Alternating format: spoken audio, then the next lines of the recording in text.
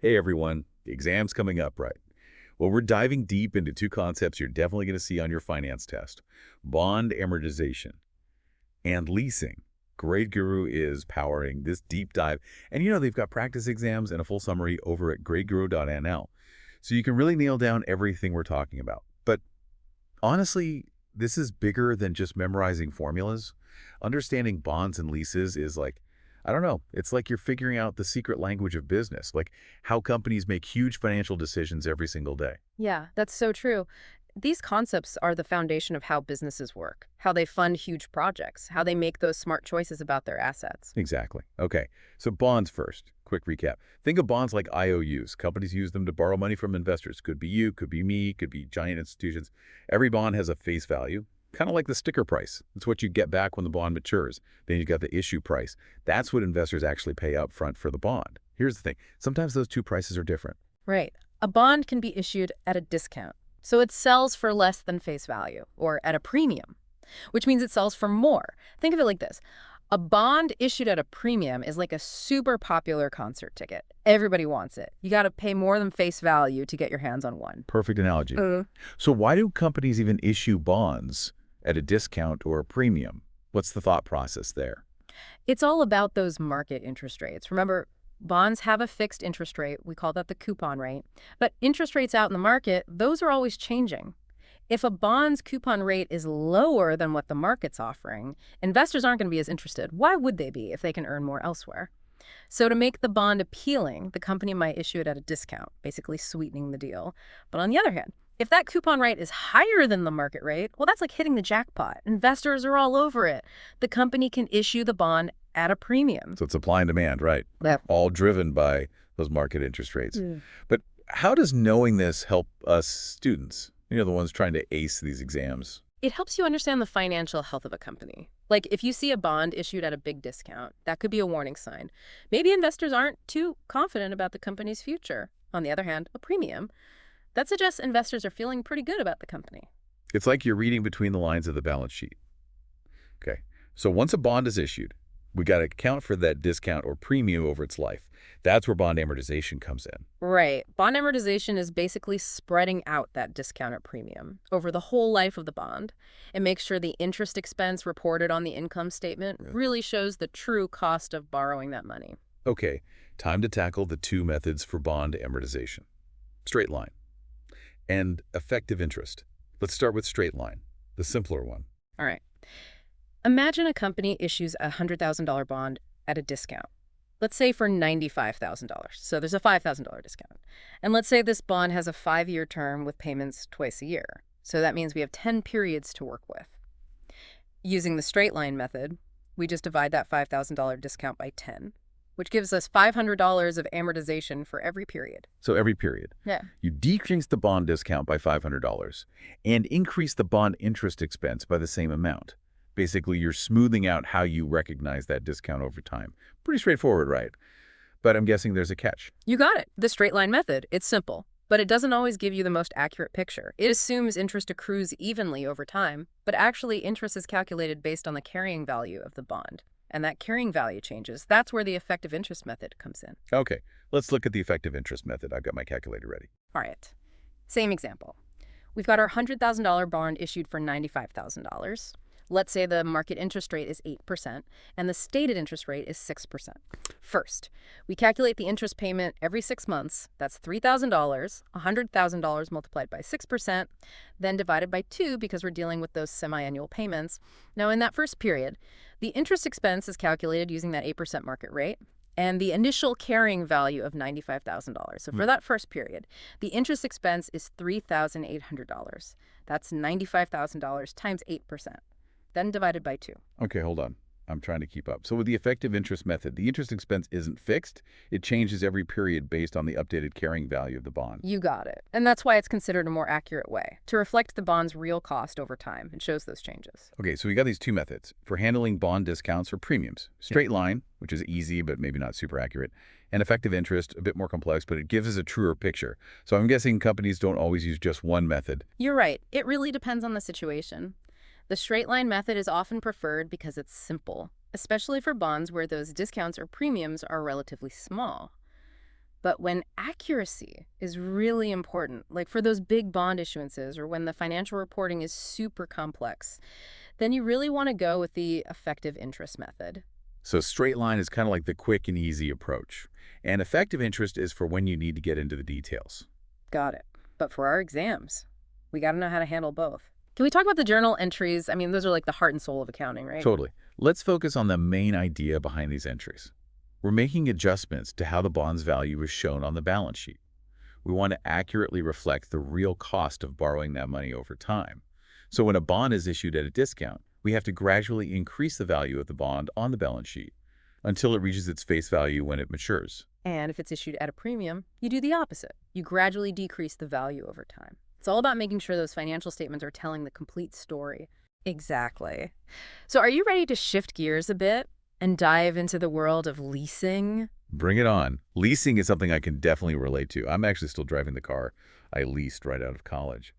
But I have a feeling there's a lot more to it than just signing on that dotted line. Oh, you have no idea. Leasing can get pretty complicated, especially when you're talking about the accounting side of things. But let's start with the basics. A lease is basically a contract where one party, the lessor, lets another party, the lessee, use an asset for a specific period of time. And in exchange, the lessee makes payments. So in my case, the car dealership was the lessor, I'm the lessee, and those monthly payments I make, that's the price I pay to drive that car around. Exactly. And now there are two main types of leases you need to know for your exam: capital leases and operating leases. And the main difference between them is who's really taking on the risks and rewards of owning that asset. Okay, so what separates a capital lease from an operating lease? Think of a capital lease as basically buying the asset in disguise, like you're buying it, even though you might not technically own it until the very end of the lease. There are four key things to look for. Does ownership transfer to the lessee at the end of the lease? Is there a bargain purchase option? That would let the lessee buy the asset for a really good price at the end. Does the lease term cover most of the asset's useful life? And is the present value of all those lease payments pretty much equal to the fair market value of the asset? If you answer yes to any of these, it's probably a capital lease. Got it. So if a lease doesn't meet any of those criteria, then it's considered an operating lease, which is more like a traditional rental agreement. The lessor is still the one making the decisions about ownership. Exactly. To really understand the difference, let's imagine a company is deciding whether to lease a piece of equipment or just buy it outright. If they go with a capital lease, they're actually going to record that leased equipment as an asset on their balance sheet. And they'll also recognize a liability for all those lease payments. Plus, they'll depreciate the asset over its useful life, just like they would with any other asset they bought. So even though they don't technically own the equipment yet, they're treating it like they do in their accounting. Makes sense. What about operating leases? Operating leases are much simpler. Those lease payments, they're just recorded as an expense on the income statement. No asset, no liability, just a regular expense. Yeah. It's kind of like renting an apartment. You're paying to use the space, but you're not responsible for owning it. Okay, so capital leases are like secret purchases, and operating leases are more like traditional rentals. I see why these classifications are so important in accounting, but I bet there's more to it. What are the actual steps for accounting for each type of lease? Let's get into the details. All right, let's break it down. Starting with capital leases. At the very beginning of the lease, the lessee needs to record that leased asset and recognize the lease liability on their balance sheet. Both of these are recorded at the present value of the lease payments. Wait, present value? Now going back to our time value of money deep dive. You got it. So let's say you're leasing equipment with annual payments of $5,000 for 2 years, and the interest rate is 5%. We got to find the present value of those future payments. The present value factor for this scenario is 1.859.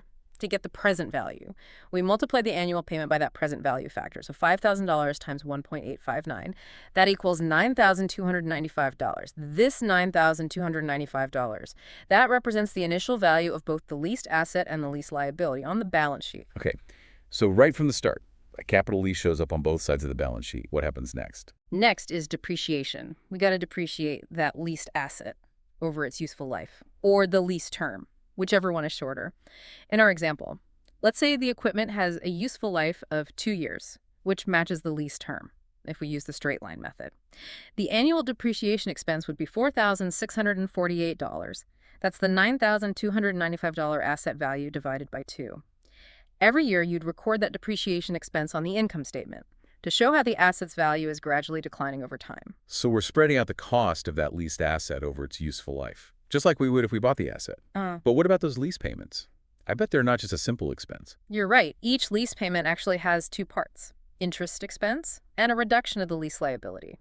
The interest expense is calculated based on the outstanding lease liability and the interest rate. The rest of the payment goes towards reducing that lease liability, just like when you're paying off a loan. Oh, I see. It's like those loan amortization schedules we talked about earlier. Uh, Part of each payment covers the interest, and the rest reduces the principal balance. You got it. Now let's take a look at operating leases. Remember, these are way simpler when it comes to the accounting. Oh, thank goodness.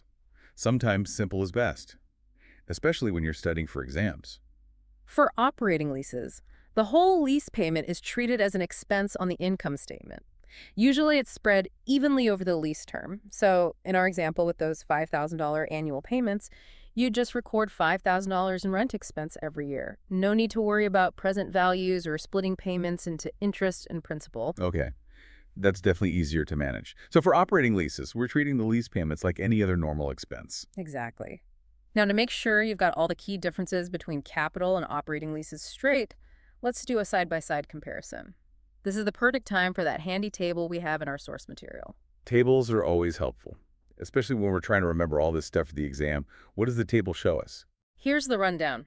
With a capital lease, ownership might transfer to the lessee, but with an operating lease, ownership stays with the lessor. For asset recording, a capital lease gets recorded as a non-current asset, but an operating lease isn't recorded as an asset at all.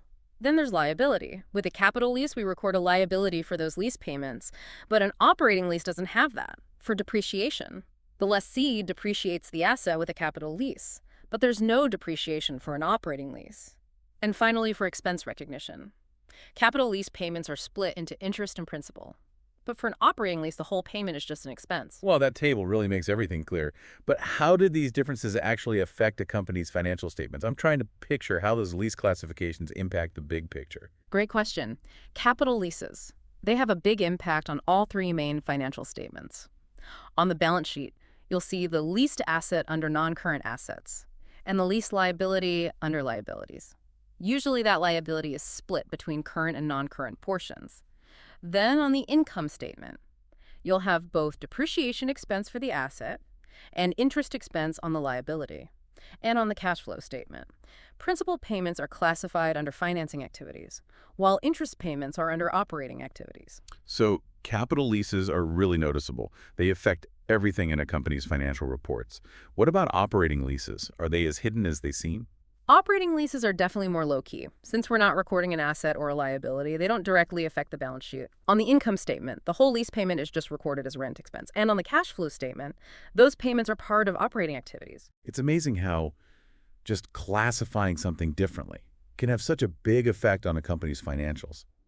I'm starting to understand how mastering these concepts will not only help us do well on our exams, but also help us understand how finance works in the real world. Exactly. It's all about connecting those textbook definitions to how businesses actually operate. That table really makes a click. I can see how this is going to help with those multiple choice questions on the exam. It's all about spotting those little hints that tell you whether a lease is capital or operating. Yeah, exactly. And remember, knowing how to classify these leases, it's not just about getting a good grade. It's about understanding how companies use these tools to make smart financial decisions. Okay, so let's talk strategy. How do companies actually use bonds and leases in the real world? It's easy to get stuck in the definitions and calculations, but I'm curious about the bigger picture. Well, let's start with bonds. Companies issue bonds for all sorts of reasons: to finance big projects, to develop new products, even just to manage the debt they already have. Like, think about Tesla. They've issued bonds in the past to raise money for building new factories and to increase their production capacity. So instead of going to a bank for a loan, they're using the bond market to get the funding they need. That's pretty cool. Right. And the terms of those bonds, the interest rate, the maturity date, those all reflect how the market sees the company, how risky they are, how much potential they have for growth. It's all connected. I see how understanding these concepts can really give us a better understanding of how businesses actually work. What about leasing? How do companies strategically use different types of leases? Leasing decisions usually come down to a few things: how much financial flexibility the company needs, and what their long-term plans are for the asset. Operating leases are good for assets that might become outdated quickly, like technology equipment. The company can use the asset for a while, then easily switch to a newer model without having to worry about owning the old one. Yeah, that makes sense. It's like subscribing to software. You always have the newest version Yeah. without having to buy the hardware. Exactly. On the other hand, capital leases are often preferred for assets that are essential to the company's core business. Assets they'll probably use for a long time. Things like specialized manufacturing equipment or even real estate. It's like making a long-term commitment, but with the benefit of spreading those payments out over time. This deep dive has been amazing. I feel like I'm finally getting a handle on these complicated financial concepts. That's what we're here for. We're not just about memorizing formulas. We want to help you build a strong foundation of financial knowledge, something that will help you, whether you're taking exams or working in the business world. Absolutely.